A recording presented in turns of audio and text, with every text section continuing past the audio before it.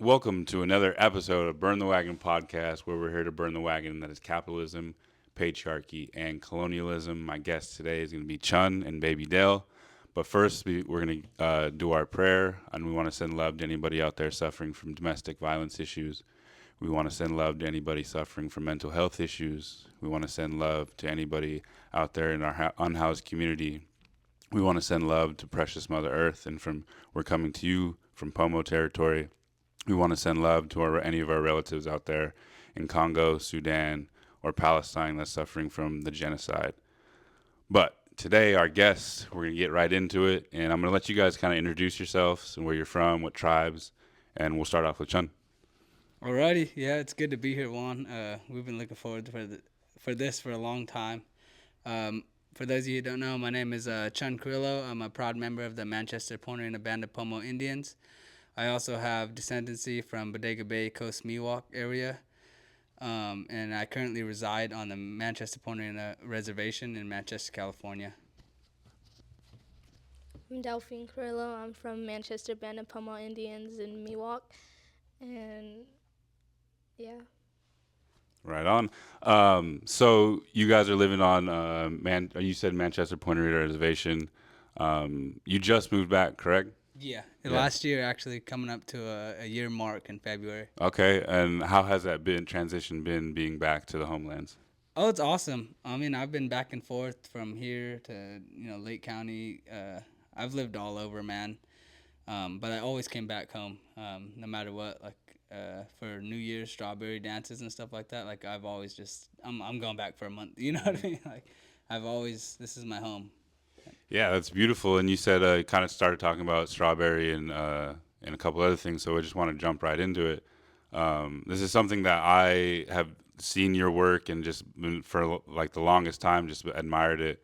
A lot of the stuff that you make. So we want to jump into the regalia making, and I wanted to ask where that all started. Who got you started into making regalia? So I'd say like when I was really young, man, like I was influenced by it. Like just like I was saying earlier, like on the table, like just see feathers all over and I'd say a mess, but for my dad, it was like work in progress, right? So things are being made and set out and stuff like that. As a young kid growing up, like I seen that all the time. Annually, like we have our big head dances, our big head ceremonies. Like my dad would be the only one working on stuff for months, and so that drew my attention. And and as a young person, I always wanted to help. So it's like how can I help, Dad? What can I do, to make things better? And this, I'm talking about like 8, 9 years old, wanting to help and be hands on. Um, that's where I started was like tying sticks and doing things to help my dad, sewing on ribbons to the big heads and things like that. I guess that's where I can say like my spark came was just seeing it on my table and it was not nothing I had to go get or had to go see, like it was there. Mm-hmm. And so like one time this person he told me that I was spoon fed knowledge. And I never heard that before. Like Mm-hmm. I was like and then I go home and realized like I felt like it was kind of offensive. Like it wasn't something that was spoon fed. It's through my blood. It's through like our lineage that we have an obligation to do something. And if we don't continue to teach the young ones, then it's going to be lost because at a young age if you begin to start doing things like you level up, right? That's how I like to put it is like you go through stages in life to better yourself. And so like I guess at a really young age I seen it at my table, you know what I mean? And so I guess that's where I can say is that that's where it started. So the first thing you remember working on would be a big head. Yes. Yeah. And for those that don't know, what is a big head? So I guess there's a lot of names for the ceremony. It's a um thing that came newer, maybe like the early 1900s or mid 1900s. If you haven't heard of the Bole Maru religion, which was newer, and we have talked about this before, that came after like Masan people came here and stuff like that. Like people started dreaming and started seeing things through vision, and that involved like non-native material, right? So like cotton cloth and or ribbon or things like that, or even like different color feathers and stuff like that. So the big head ceremony is a spiritual headdress that our people wear all the way out to the Sacramento Valley to Maidu country. Even I heard they had it up in Shasta. That it was I guess like Masan people call it like a cult, a secret society where you had certain rules and certain things that you had to follow in order to do that big head dance. And so it was really serious. It is really serious, and it's a really sacred ceremony that we carry all the way here in Mendocino County. We still have this. Stearns Point has their ceremonies that they do. Lake County, all around Lake County, Lakeport, Elam, even up in Grindstone. I believe that's Glenn County. They all actively have their out there. They call it Hesse ceremony, big head ceremony. Yeah, And what's it called here? Shinabate. Okay. So it'd be just big head. Yeah. I guess. Yeah.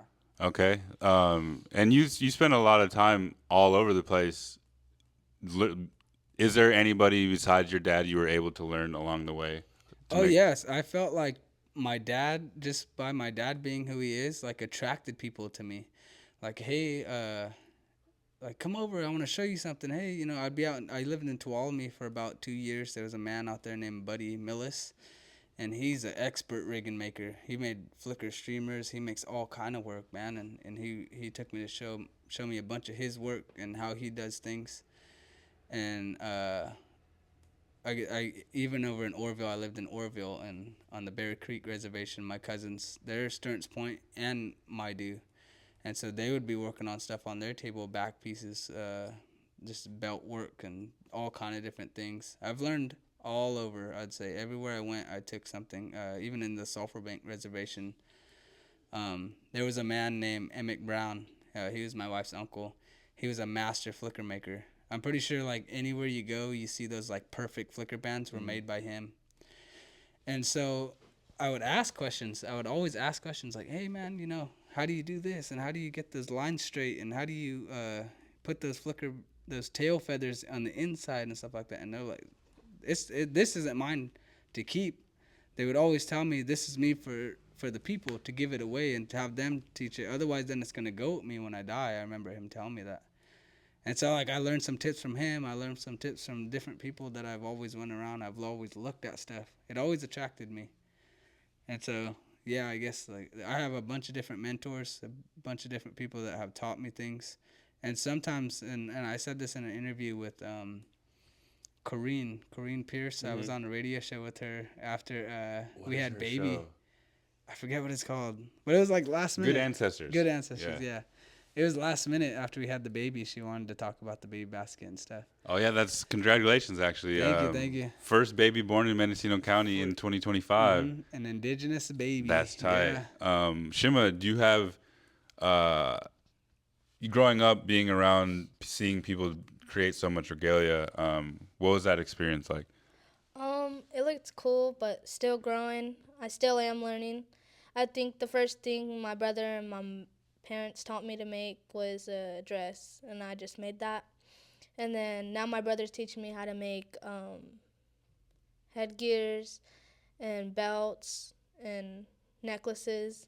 So I've made those so far, and I'm still growing. So I see my brother making stuff and my dad making stuff. It makes me want to make stuff, but I'm still learning. I'm trying to like watch them before I do it myself. Shimma's the next Burn the Wagon youth host over here. Everywhere we go, she's interviewing people. So that's what I was telling her. I said, Shimma, you got to go with me because you said you've been on the podcast. I said, come on, man. She has. She's been on the TikTok. She's been on the on the Instagram. All of it. She said, I just got up, brother. Jeez. I said, well, you got 30 minutes. She's like, all right. I was like, let's go. Yeah, so you talked a little bit about flickers, and that's like we've been talking about that a lot lately. Let's talk about. I want to talk about a little bit of the process of that. I know it's a little bit hard to explain without like the materials here, but to make those, it's a lot of tedious work, right? Yeah, it's detailed work, and so like that's kind of cool that we talk about that because I like the work that I'm doing right now. I work for Northern Circle, and so we're working with a bunch of like boards and measurements and all this other stuff to be able to finish this house, right? And that type of work, we're doing siding, right? It's tedious work. It's just like, it reminds me of what I was telling my supervisor, Dave. It's It's just like working on riggings, right? So like we have to prep stuff. We have to get cuts ready, and then we get to put it together. You know what I mean? So like with the flicker bands, as far as putting them together, like, well, obviously you have to get the feathers, right?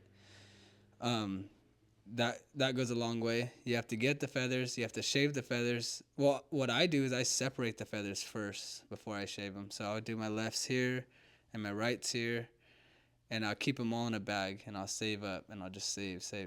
And then once I save up and I have my lefts and my rights in a bag, I shave them with a razor, and that's how you get that quill. Or some people would strip them, right? You can strip them, but for me that loses color.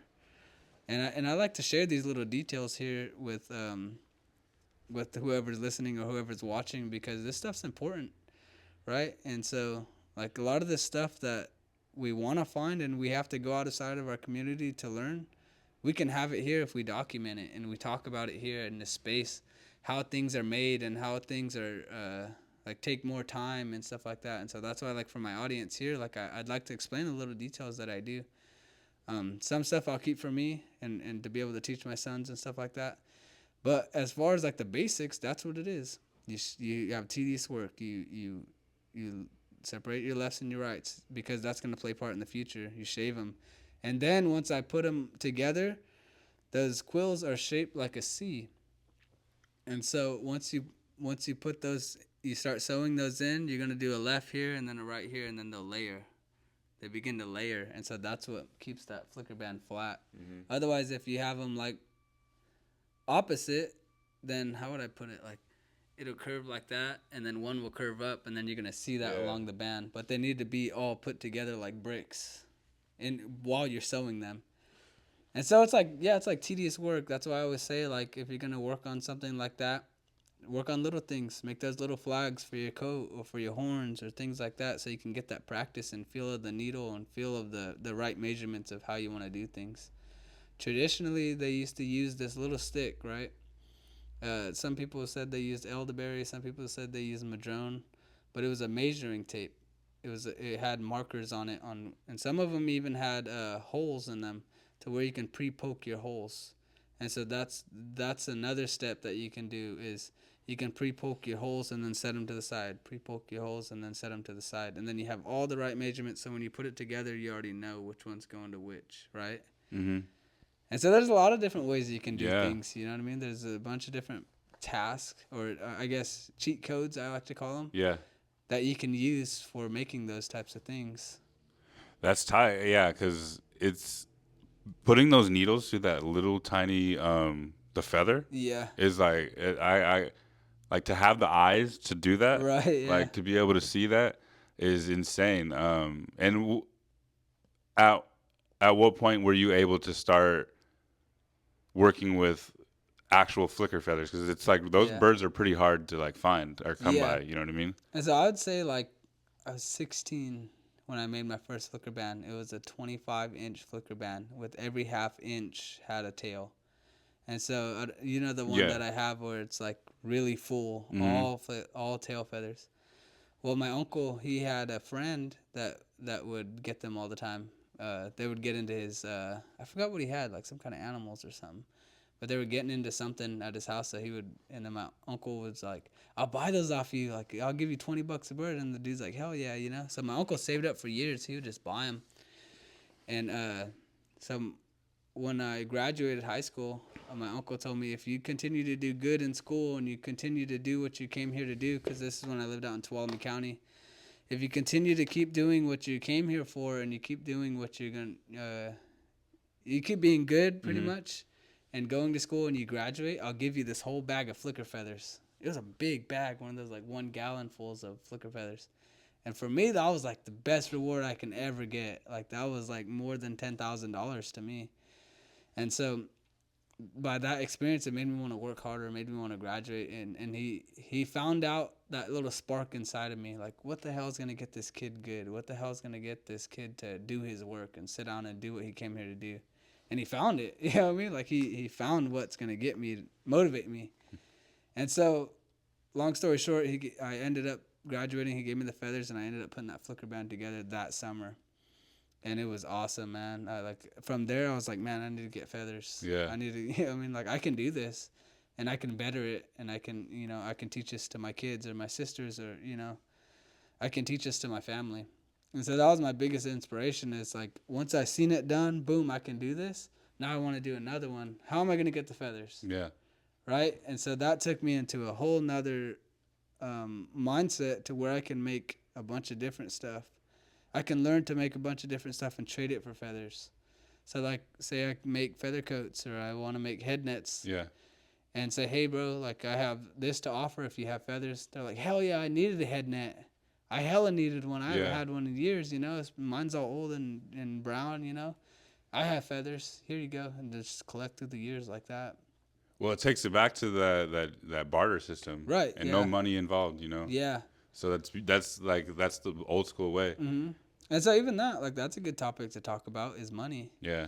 Right. So like for me as a regalia maker, I make things. Some people don't have the stuff that I need to trade. Like say it's like somebody from the city that wants to start dancing and they want their kids to dance, but they don't have feathers, right? Mm-hmm.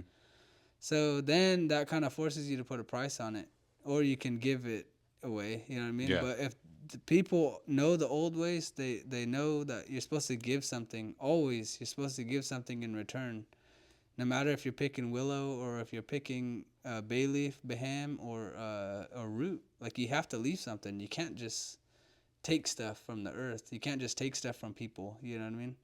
And so that's where like the old timers, like maybe even like my great grand's time, they started putting price on things. Yeah. Because they're like, what do I give you? It's like the whole thing. Like, Yeah. babe, what do you want to eat? I don't know. What do you want to eat? Yeah. You know what I mean? Like, it goes into that. Yeah. It's like, well, I don't know. Like, just give me some money, some gas money, fill up my truck to go home. Yeah. You know, like Yeah, that's my biggest thing is like, give me some gas. That's just expensive nowadays. Shit's expensive. You know what I mean?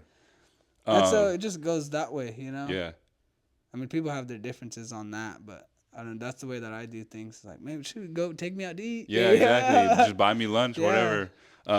And you mentioned making capes. Is turkey feathers the only feather that you use? No, I mean, we use a variety of feathers here.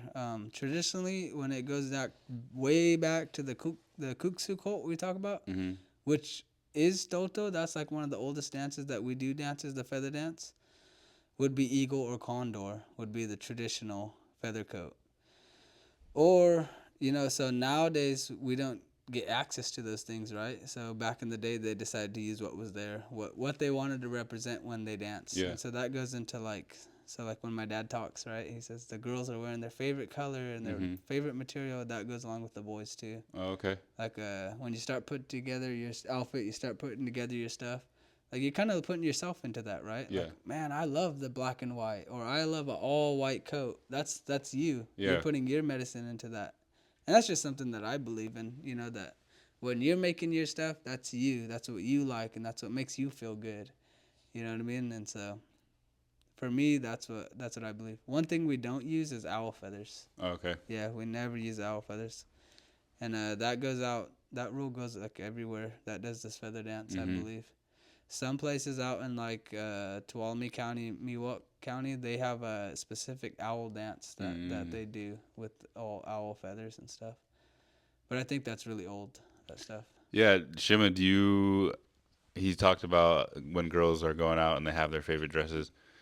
Do you have a favorite dress color that you have? I would say my favorite color of my dress is purple. And if you look at all my dresses, they're purple. Like all my necklaces are purple. My dresses are purple. Yeah, basically my silk purple dress. That's the one. Yeah, I mean, I feel like now that you say that, I've looking back on like Alcatraz, because my lady she took pictures out there and your dress is purple and it was looking tight. Yeah. Like, cause like the fires of the embers of the fire were behind her and like sparkling up. It looked tight. Yeah. Send him. Yeah, I will. So what was that experience like being able to dance at Alcatraz? It's cool. It's really cold. Yeah. Uh, We all went out with socks the first time I ever Yeah. danced with socks. I seen everybody had their clothes on. I was like, yeah, it must have been cold, man. Everybody got their clothes on. Yeah, it was cold. I like it though. It's a good experience. Good to get out the house sometimes. I think that was my third time going to Alcatraz, and I think it was my second time dancing, or maybe my first time dancing there. I don't remember. I might have danced when I was little, but for that experience, it was fun. I say, like, I see why we go on field trips there, because it's fun. It's a good experience. It's good to get out the house. And Because you were out there with the Native youth group, how does it feel to be a part of like a group like that? It feels good. It feels good to travel with other Native students, and like Anne. I appreciate Anne and Ayana for taking us out and like letting us experience other things, because what they didn't get when they were younger. Because I know my brothers and sisters tell me all the time that they didn't get to do that when they were younger. They didn't get to get off the res a little bit. And my favorite trip, I think, with the Native youth thing was Oregon. That's the farthest I've gone, was Oregon. And I think that's a good experience that I had. And then, yeah.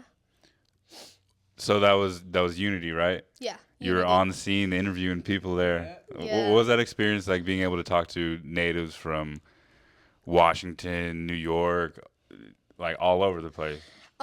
It felt good. It felt good to talk about how their traditions are and how they do their culture, and I really liked seeing like how they express their other cultures, or like seeing other cultures dance at Unity, cuz like I usually just see ours, like our Poma dance, but it was fun. It was good interviewing people. I like interviewing people. It gets me to like, it makes me know people. Yeah. Do you have any questions for us today? Um. You can think of one at the end. We'll come back to you. Okay. All right, Chun, you said you work for Northern Circle right now, and I brought this up with Linda and Boo. What changes would we want to see for our res, and like, you live on the Manchester side, and that side is going through some struggles right now, but being able to work for the tribe, or not the tribe, but like fixing up the res, how would you like to see some changes? I hella messed with Elliot's idea, man, on the gym and getting something together for the youth, and not only the youth, but just our people, our older people too, to be able to stay fit and to get, have a place for that. Something like that, man, would be awesome in our community. The Manchester side, like you said, it's just shit. I don't Yeah. know, can I cuss on here? Yeah. It's just garbage, man. There's so much garbage over there, and it is embarrassing. It's when we invite people to come to our ceremonies, and there's a perfectly fine road to get down there, and we have a one lane, because of trailers and stuff like that. Like, it's ridiculous, man. It makes me want to just get a bulldozer and go down there, you know what I mean? And the drugs and all that, man, it's crazy. Just, clean up on that side, take care of stuff on that goes on over there. We've had wood stolen from the roundhouse. I believe in August we had a big feather dance down there, and I saved a bunch of wood. I got extra wood for New Year's. Dry wood, dry pine, just ready to go, man. And I tarped it and everything, and it's just, I don't know, it's gone. You know what I mean? I had a big pile down there. I mean, remember we found that burn pile. Yeah, it's like they were just sitting down there partying. Yeah. Having a little fire or a big fire. Yeah. Yes. So yeah, that's definitely the gym, a community center would be tight. Yeah. Like, cause I feel like that's not, we have. I don't even think we have one right now, right? I don't think so. Yeah. So yeah, that's definitely something like a question I would just want to tap I would into say, real like, quick. put it into, like, just point blank, a place to go for our community. Just a place to go to have birthday parties, to have something to do on their reservation. I mean, there's a basketball court, but you know what I mean, like. And even that needs, like, that needs touch up. Yeah, I mean, it's our res is definitely, I feel like PA side has gotten a lot better since back in the park. day. I'm Yeah, gonna tell you that, man. I love that park. Even on Manchester side, I don't know about the placing there because I get scared for my kids. yeah, But I love that they have a gate on Manchester side that we can, and have that's the a kids. start. Yeah. I mean, and then like creating spaces like that, it is a start to see better things. You know what I mean? Yeah. Yes. So we talked about it a little bit ago, how you just had a baby born. first day of this year, and you've chosen in traditional indigenous names, Right. and we Yeah. want to talk about the importance of that and getting Okay. away from just regular names. Yeah. Because Linda kind of touched on it a little bit ago, and I just want to see other people's perspective. Because you're the two people that I know of, at least in my immediate life, that have gone that route. Mm-hmm. Yeah. So. Yeah. I mean, like I've seen, like you said, I've went all over. I went to a bunch of different places. I go all over California and beyond. I've noticed that when you name your children something in the language, they know something in the language, right? So like for me, my name's Chunn. That specifically means to keep going, like that clock. See how that clock, it'll never stop. I mean, of course it'll go Yeah. out of batteries, but in reality, like just like the seasons, the winter's gonna come again, spring's gonna come again. You're gonna that's what Chun means. That, or some places, Pomo places, use that word to run, like to nonstop run. My son, uh, Kenai. That's not a traditional name. I'll tell you that. Oh, really? That's off of Disney Plus. That I named my son after Kenai off of the movie Brother Bear. Oh. I really love that movie. Yo, that's one of my favorite movies, yeah, Disney movies too. It's funny because I can't wait to tell him when he's older. Like the totem of love.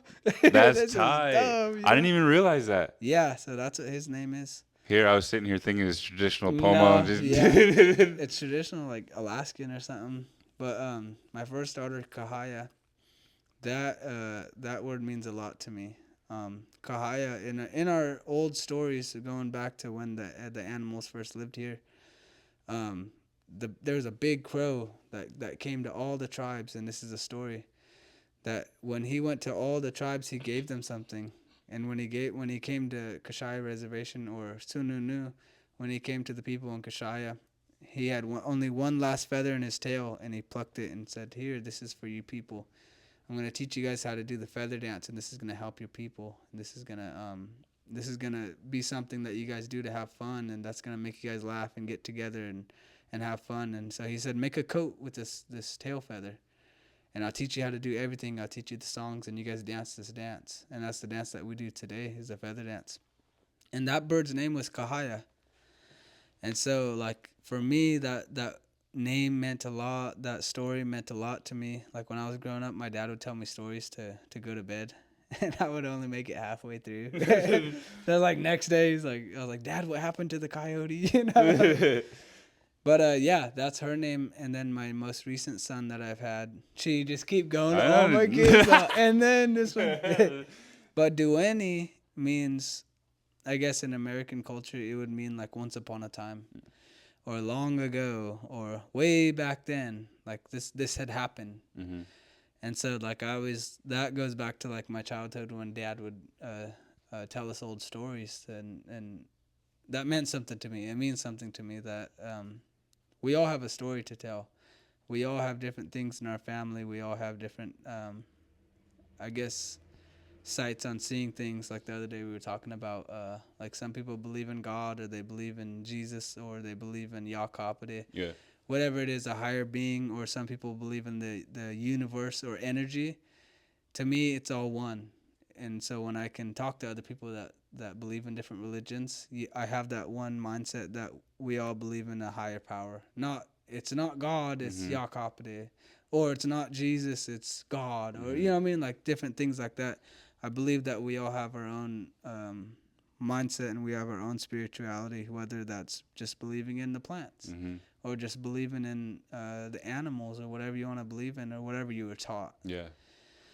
And so for me, I grew up listening to old stories and stuff like that, and all those birds and the animals, they all had a name in the Indian. And so, like I said, then when you have a name in Indian or our Native American language, you know a word in the Native American language. And so that's what always stuck with me was. Also, we have Indian names, right? We have names that when we go in that roundhouse, it's more of a spiritual name. It's more of something that they say, the elders would say, that when you go to heaven, they're not going to call you Chun, or they're not going to call you Juan, or they're not going to call you Delphine, because that's your physical name. Yeah. That's what you have here. they're gonna know you by your spiritual name. They're gonna call you Yamo or Namali or whatever your Indian name is. That's what your name's gonna be. So this one's for here, the one that it's on your birth certificate, I guess, or the one that people call you. Yeah. But it's funny too because I did a workshop with Native Dads Network, and it was if you really knew me. And so, like, what we did was we sat in a circle like this, and it kind of reminded me. I was thinking of the names. Like, I don't know why. Like, they were all like, there was just a different topic, but I was thinking of Indian names. But it went like, if you knew me, you would know my name is Chunn. Yeah. But if you really knew me, my name is Yamo. You know what I mean? So it's like that's your spiritually, that would be my Indian name. Yeah. Okay. So you would know me, my real name that I got from the Creator or God or the universe. And so that's something that's really special to our family that we believe in. And what does Yamo mean? That is the panther, or what is it called? Not a panther, but a mountain lion. Oh, okay. Big cat. Big cat. Big cat. Yeah. We'll call you Big dirty. Cat. Yeah, don't say it. Don't say it. Shimma, do you were you named? Yeah. A Hochomen means fire woman. Fire woman, okay. And then what is the process that goes into that? I mean, last time we talked about it, but there's maybe new people listening that don't know the ceremony that goes into that. I don't really know. Still learning, huh? So what we do when we get our Indian name, it's like a big thing, right? Yeah. It's an honorable thing that, like, we're honoring this person with something that they're gonna carry for the rest of their life. Like when we pray, we're gonna say our Indian name, or when we feel bad, that'll make us feel better because we know we're a part of that place. Mm-hmm. And so what we do traditionally, I mean, in my family, is we always have a big dinner. Like, we kind of just mix it with baby showers, right? So you always have a baby shower. Yeah.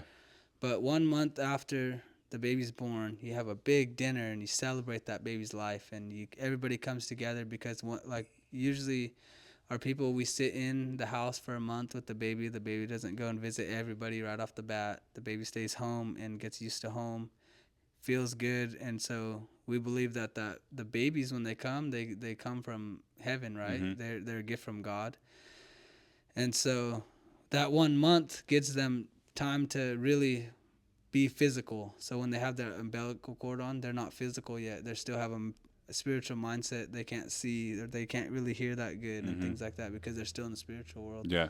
And then once that umbilical cord comes off, they're here. And then we have a big dinner. We celebrate that they're here. They're ready to be touched. They're ready to be talked to, and things like that. And so when we have that dinner in the roundhouse, all of our families are there. And they have a ceremony outside the roundhouse, and then inside the roundhouse. We call that Weyasu. When you weya, or when you go around the fire, when you first do things for the first time, stuff like that. And there's a special song that we sing for that.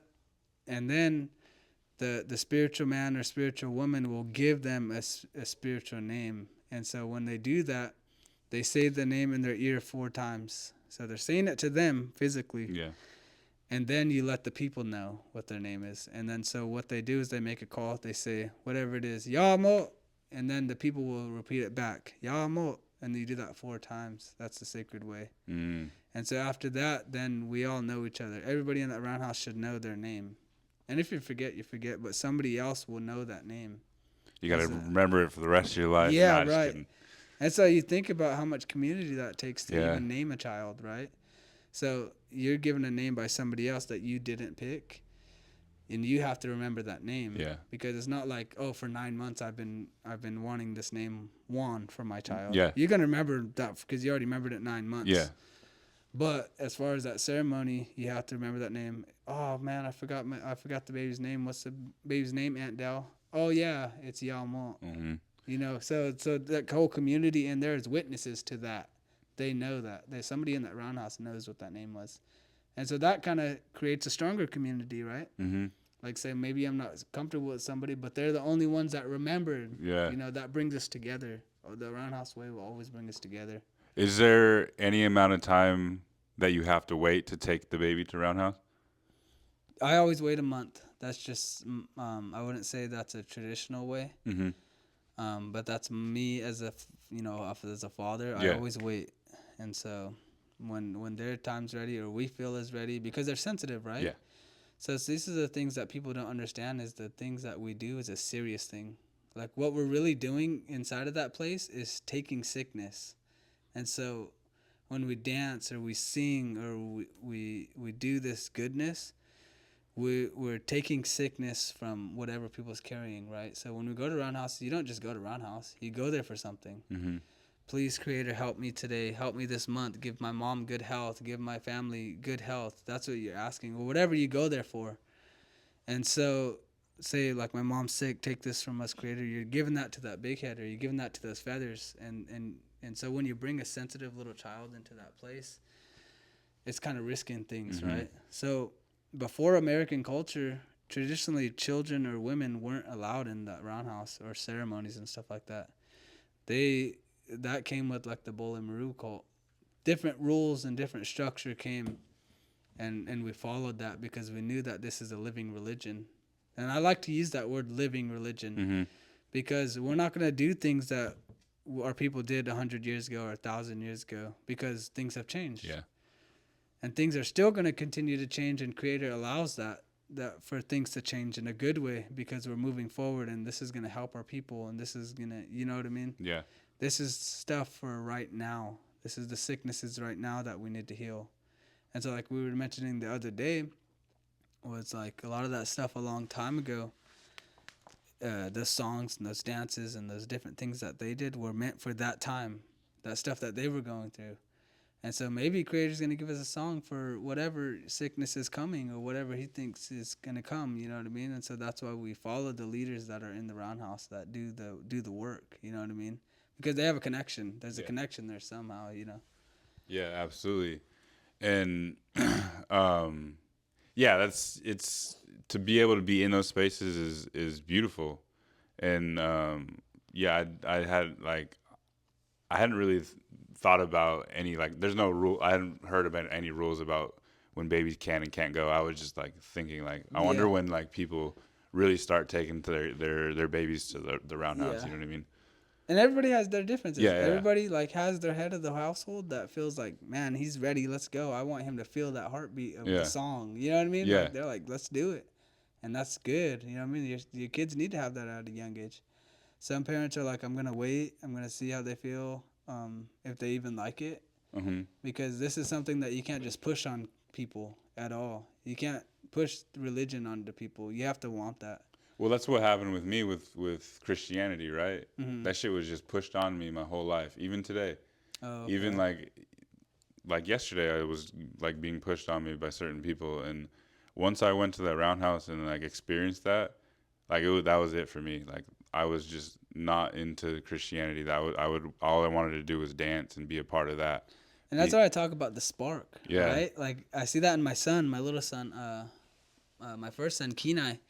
Man, when he sees me, because the way that I take care of my riggins is I go dance and I bring them home and I air them out. I always give them air because they're alive. Mm-hmm. And my son, man, his eyes just light up.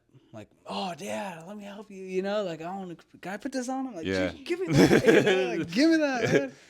But that's the spark, right? And he gets that at a young age, just like how I did, and just like how we all did. We got to see that at a young age. You know what I mean? Like, oh, Clem's dancing. Oh, wow, let's go. You know, or they're dancing down there. Heck yeah, let's go. You know. And so, like, anytime I hear there's something going on, I'll go. You know, because I still have that as a 24-year-old young man. I have that spark, and like, oh, they're dancing all the way over in Clusa. I'm gonna get in my car. I gotta get gas before 5. Yeah. Yeah. Can't if you can't make it to G Town, gotta But yeah, being able to be in those spaces is beautiful. And you kind of talked about Native Dads Network. Are you able to still do work with them? Oh, hell yeah, man. Mike's my dog. I'd like to even just shout them out, man, the work that they do. The Boys at Braids, the Narcan trainings, the drug and alcohol prevention is you guys are doing awesome. I wouldn't say I work with them, but I'm all for them. I'll do whatever I want. I'll go set up. I'll sing songs. You know what I mean? Yeah. Like, do whatever, because I see the impact in what they're doing for not only adults but the youth.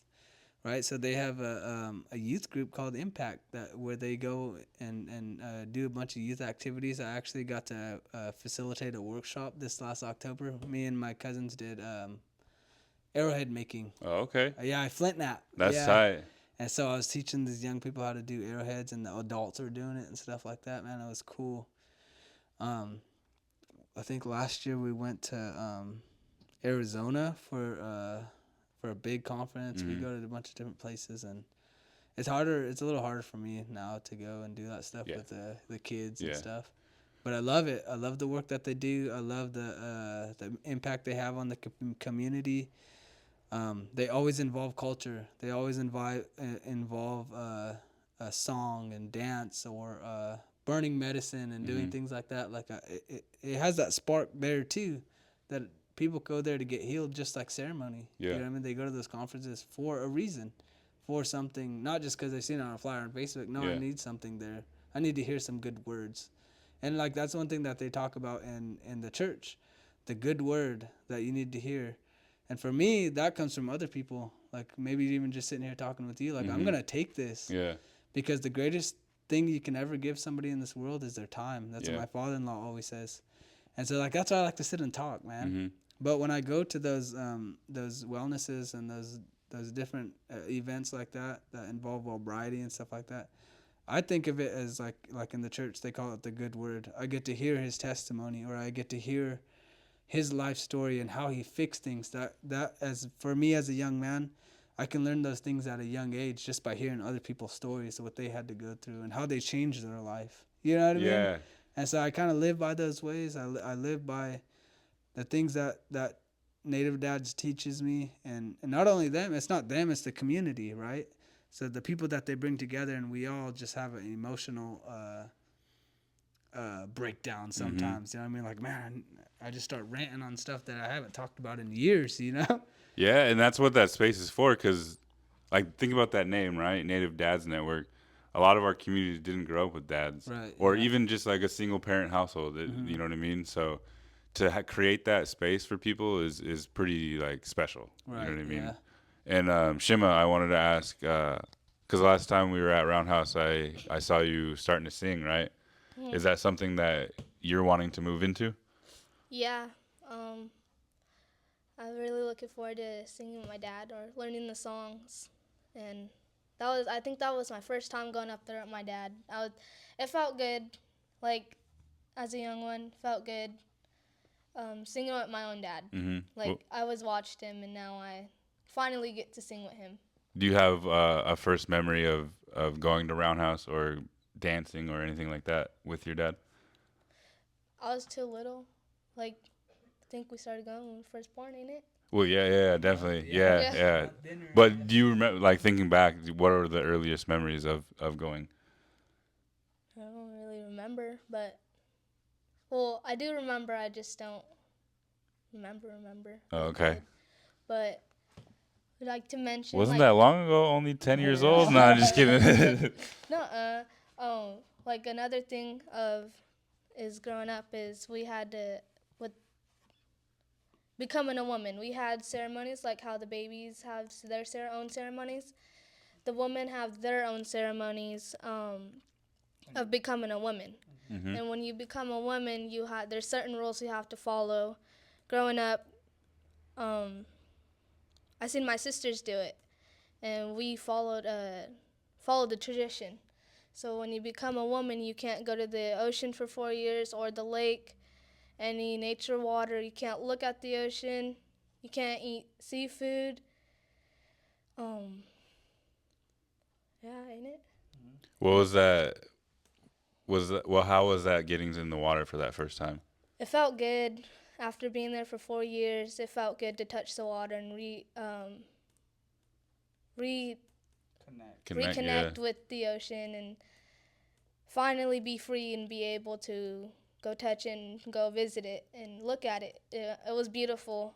I really liked it, and I hope that I'm ready for Kahai to do it, and then ready for everybody else to do it. Like, if I have kids, I want them to follow that tradition. And was that as a youth, that's probably something that's really hard to do, especially like you said, we're going on field trips and people are wanting to go to the pools or whatever it may be. So Yeah. was that a difficult thing to be able to like do for those years? Well, we could go to the Oh, pool. okay. Yeah, it's just chlorine, but when So they natural waters, yeah. just So natural like rivers when they and wanted to go to Alcatraz, I kind of was like, "Oh, I can't go," yeah. Or like when they wanted to go to the beach in San Francisco, I would have to like tell them like, "I can't do that. I have to wait my 4 years." And it was kind of upsetting. It was kind of like cuz of my parents and my brother and then would go to the ocean, I would have to stay home.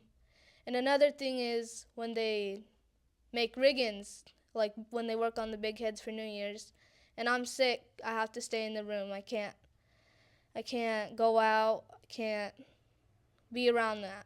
And it's all because they are alive. Mhm. And I can't be around it because that's being sick is powerful and another thing powerful. Mhm. And it's not good to be around. It's coco. Yeah. And No, go ahead. no, it's okay. I was gonna ask Chun, like, do you guys know the reasonings why women can't go at those times of the month? Oh yeah, so like that's one thing I'd like to talk about too is rule, right? Yeah. So when we do this Indian way or Indian religion, whatever you choose to call it, like everything comes with rules. Even just becoming a woman or just becoming a man or even an infant, being welcoming into the roundhouse. Like there's always a rule. And so like for me and what I was taught by my dad was like that defines a woman saying no, right? Just like the strawberries, like we can get into that topic too. Like when you say no, you're stronger in this world. Mhm. That if she didn't want to be in a man or she wouldn't want to be with the man or she's in a domestic violence situation, she knows that she can say no. That I don't want this. This doesn't involve me because she's already been through that for 4 years, saying like I can't go to the roundhouse. No, I'm not gonna because I follow my religion. I follow my way. That's the rule. And so, like she said, when the women are ministrating and they're on their moon, um, they are really powerful. This is something like we don't just. It's not just the rule like oh they're Kella they can't go. It's because if they say one word off, and this is something that like I'd like to get on here too is like if they say one word off, that'll come true. That's what we believe in our way. Like say like Shimma's on her time and she gets mad at me, or she's like, man, I wish he just gets a damn flat tire. I Mhm. wish he just gets stranded on the side of the road. That we believe that will happen, or you can get more in detail like whatever they Yeah, yeah, say. yeah. But if they say the wrong thing, that they believe that they're so powerful, they're so connected to the Creator, that'll happen. And so, like a long time ago, they had certain spots just for women. They had when they were on their menstrual cycle, they would go to that place. Menstrual hut, right? It Yeah, was, yeah. they called it Killa House. Yeah. Yeah, and also when the women are ministrating, they prevent, and this is something that we were taught in our family, that is that they prevent bad spirits from coming around because they're so pure and they're so strong that their words can say once them simply by saying go away, they have to go away because the women are so pure when they're on that time, and you have to take care of yourself too. It's just like ceremony. Yeah. They have a ceremony every month that we don't know nothing about. Like I can't talk about that. Yeah. Like I can tell you what I was told and what I went through. Like I was in a household full of women all my life. My sister Monica had to go through Yeah. that. I watched Shirley go through that, Kaylani go through that, and now Shimma. And so like now I have an idea of, well, I know how to do the ceremony, but my dad was like really consistent with them. Mhm. You can't go to the water. You can't, and this is why. Because it's gonna help you in your life for whatever reason. Like I can't tell you, I'm not a woman, Yeah. but for whatever reason, that's gonna help them, and it's a serious thing. Like my dad always told them. I don't know if he told you, but I remember him telling Kehlani and them was like, if you're gonna do this, you're gonna do it right because you're not gonna half-ass shit. Yeah. You're not gonna half-ass our way. That's pretty much what he told them. It was like if you're gonna do this and you're gonna start, you're not gonna say, oh, I don't want to do it no more. No, there's no going back. Otherwise, you're gonna get hurt. You're playing with this Yeah. stuff. You're playing with the Creator's rule, and so like it's a serious thing that like some people, some families I do know up here that they don't want that for their kids. They kind of think it's harsh. Yeah.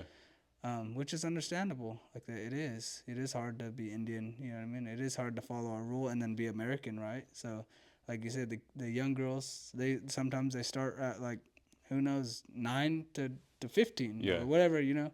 But if they're 9 years old and they start their menstrual cycle, they can't go on field trips to the ocean. They can't do this, so it's a little harder. You know what I mean? Summertime's coming up. You can't go to the you can't go on the river swing or whatever. You know, you Yeah, can't but have all that fun. that creates like the discipline, like you're saying. To Yeah, say that's no. the word. Yeah. That's the word is discipline. To have discipline in your life. Yeah, Yeah.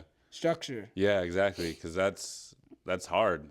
I mean, I know. Like, I'm just saying. Like, thinking back on my life when I was 16, I was definitely not wanting to follow rules. You know what I mean? So I think that's why I kind of fell away and started just like partying and following the wrong people on the res. You know what I mean? And that because I like at the time that was a cool thing. Yeah. And like following people like Sal Martinez, because he's always been pretty into like language and all this stuff. You know what I mean? And back then, he wasn't the cool person. Like Yeah. drinking and partying was like the cool Right, part, yeah. you know. And now, look, like now I'm like I want to be in spaces like you talking about this stuff, just like learning regalia, all of it. You know, I want to soak all that in. You know what's funny is I was talking to my lady last night, man. I was like, man, I'm gonna go do that thing with Juan tomorrow, you know. And she's like, oh, okay, what time? At 1, you know. And so I was like, you know what's crazy, babe? Is I remember when Juan was just talking about doing this stuff in his community. I said, I remember when he was talking about like he wants to, interview the people that do the culture and the people in this community and that people that do things. I was like, man, this is tight to be able to, I'm watching him on my TV. Yeah, Yep. we were watching the interviews on TV. Yeah, and we were Like, watching. this is dope, man. Yeah, thank you. And like I said, I mean, I didn't say this, but I was thinking earlier too, like when we danced at the school, the last time I danced at the school was with your dad, and that's just been like he's been consistent with it. You know what I mean? I would say that's my early, because we've been doing this since we were little, but my earliest, like, most uplifting memories dancing when I was a child was at the school. Yeah, I always remembered, like, I felt like kind of shame, like, in front of my teachers, in front of my classmates. But then on the other side, I felt proud. Like, I like that I can be who I am, and the school allows it. Yeah. You know what I mean? Like, they allow us to come and do this. Like, to me, that was awesome that we can come and share who we are. yep. Like, the teachers were amazed. Like, they're like, man, I seen you. Like, that was shame. It feels good. Every time I put those feathers on, I feel like a sense of pride. Yeah. And like, cause like you said, they're alive. You know, they're alive, and they came from live things. Yeah. Those turkeys or whatever feathers you have on you, they were all alive at one point in time. So, and I don't I just love being able to be in those spaces and put that on and dance with my dance family and people that I came from, because like you said, the earliest memories came from going to the school and dancing with Clem, or getting picked up and going to Roundhouse or by Jordy or whatever it may be. You know what I mean? So yeah. So I just want to move on to this next one. What advice you would give to your 16-year-old self? I would say, in all honesty, I would say, learn the language. I'm currently learning Kashaya Pomo, which makes things easier because I get to learn Ponorina. Because Ponorina is just a shorter version of Kashaya, to me. Mm-hmm. And so, like, certain words, like, over in Kashaya, they say akha for water. Here, they say kha. What else would there be, like? And the numbers are super similar too. They're similar, yeah. Like, even, like, boy, he baya. And then Ponorina says baya. Okay. Himata. Mata. yeah. Yeah, I mean, like, Yeah. it makes things easier. So I start where my dad's from, where he learned and he's fluent in. I would say learn the language and continue, going to dad and learning with dad and write things down for the future. That's my biggest inspiration, is to be a fluent speaker, not only Ponorina but Kashaya as well, to be able to learn. And then I wanted to learn a little bit more of my mom's side, which is Coast Miwok, Bodega Bay Miwok. Yeah, and that's something that I'm like, because that's the reason why I started this podcast too, is because, like you said earlier, we only see our dances, right? We only pretty much kind of know our dances when we don't get to travel a lot. And Miwok is something that I'm really like just starting to learn about. Maidu is another one that I'm just starting to learn about. All those things is just like, yeah, they're not in our immediate area, but they're around us. They're neighboring tribes. Yeah. that I and didn't it's even know close. about. And this is the thing I'll tell you is everything that they do, we share. How would you say it? Like we share something in common. Yeah. So like I learned that going like out with my wife's family and learning things about them. Like they um, have some of the same traditions. Some of the words in their language are exactly the same that we say. Like Mm-hmm. all the way out like to Lake County Pass and even into the Sacramento Valley. Like we all do the feather dance, which is called toto. Mm-hmm. Like we all did a lot of these things. Even Big Head, Hesse, like all that stuff out there, we have all the way on the West Coast, man. It's crazy how much similar we are. Like anywhere where they wear those flicker bands, we have a similarity to them. Oh, okay. I always thought that was pretty cool, man. Yeah, Like, I mean, somehow that in that story, that bird went to all these tribes. yeah. And even in Upper Lake, they have that same story of that big crow came to our people and gave us this. And so we have something that, was meant for all of us to be together. You know what I mean? Yeah. And that's like I said, Maidu, Miwok, Pomo, all over this whole range of like the Sacramento Valley West, we have something in common. And you see it in the regalias. You're right. I mean, like, Yeah. a lot of us wear flicker. A lot of us Even wear the the cape. basketry, like Yeah. the baskets, far, man. Is that something that you have gotten into with baskets too? I love making baby baskets. That's one of my biggest things that I love to do. We're actually currently working on picking sticks and getting into working on the doll baskets. And so the girls want to learn, so I'm like, let's do Okay. it, Yeah. But this year, I want to learn how to do the coil baskets. That goes with like the sedge root and Yeah. dog, what is it, dogwood they use sometimes, and then even like the woodpecker feathers, the red and green. Oh, and yeah. other scalps, yeah. Yeah. And so like there's a bunch of different tasks you can do with basket weaving, like seaweed baskets. Yeah. I've made those before. My aunt made me one. Yeah. But there's something else I wanted to talk about. Oh, like we were talking about the rules. So, like, one thing that I did want to mention was, like, we're not allowed to go hunting or fishing while our woman is on her time. While she's pregnant. Mm-hmm. And so that whole time while my woman is pregnant, I was like, man, it's hunting season and everything. I was like, man, I want to go hunt. I want to go fishing. The steelhead are running. Like, I just been ready, so now I'm excited. Now you're ready to I'm go, ready huh? to go, yeah. Yeah, let's go hunting for some birds. I definitely want to. I want to get some birds. Yeah. Yeah. We can't talk about the birds fishing game might get us. I know. Yeah. They're watching. Yeah. Nah, just kidding. Shimma, this is your spot. Do you have any? Did you have any questions or topics that you wanted to bring up? No, but I was thinking for this summer, I'm probably gonna make my own podcasting. Let's do it. This is just the start. Cause we travel big times, and like saying we might go to Unity this year again, Mm-hmm. so I could, you might turn out like you. I have those mics that you can have because I got these new ones. Our podcast Okay. is gonna be Hose the Wagon. Put the fire out. Hose the Wagon. What was the other one? The Shimma's sewing, or there was something else that you were doing. You were on Swift's. I gotta take a piss break. Yeah, you were on Swift's live, and you were sewing. Oh, Shimma's sewing class. Yeah. Yeah. But there was a podcast. There was a name that I threw out that I wanted you to name it. Oh. Sewing with Shimma. Oh yeah, sewing Yeah. with Shimma. Yeah. We have Shimma's podcast. We didn't do yet. We gotta get my mics, and then we'll be on the roll. But yeah, What is a topic that you would want to cover with people? like what do you mean? Like, what's something that you would want to ask? Because a question that I ask everybody is, what advice you would give to your 16-year-old self? Is there something that you would want to ask every single person to kind of see what different answers people give? What would you want to see in the future? Okay. Yeah, because I like to ask that too about people's reses. Like, how would they Yeah. like to see that change? What changes would you want to see to our res? A big change I want to see is get a gymnasium, because I noticed our basketball court. I want an inside basketball court so we could actually use our basketball shoes, and we could set up a volleyball net so we could have volleyball tournaments at our res instead of the high school. Mm-hmm.